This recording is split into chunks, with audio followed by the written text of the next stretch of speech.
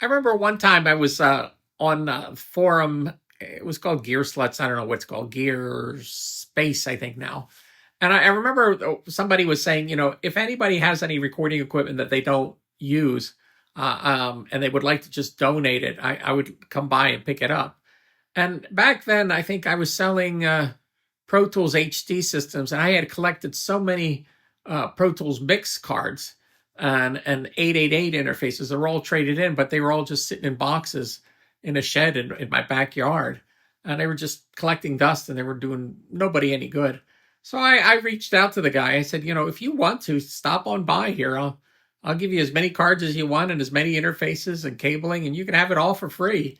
And sure enough, this really big guy in this really tiny car, like you think that I think he didn't have air conditioning or something.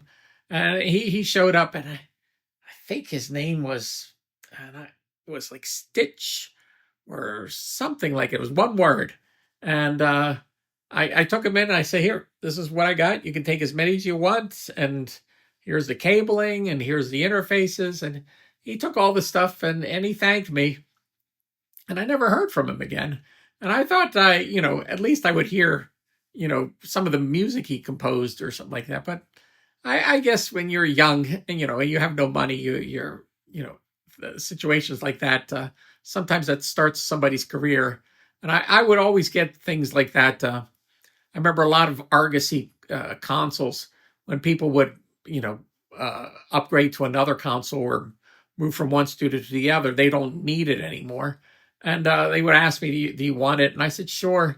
And I'd go over there with, an Allen wrench and take the whole thing apart and bring it back here, put it in my office. And I just put it aside for somebody some young studio that just needed some furniture, and they could have it for free, rather than throw it out. And I helped more than a few companies like that. Well, smart starting studios, so they could get things going.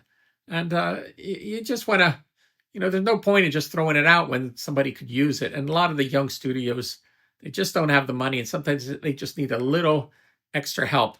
But I just came up with that story that I just remember that guy. I think his name was Snitch. Maybe it was something else. It was big guy, small car, no air conditioning. That's one thing I remembered. All right, there you go.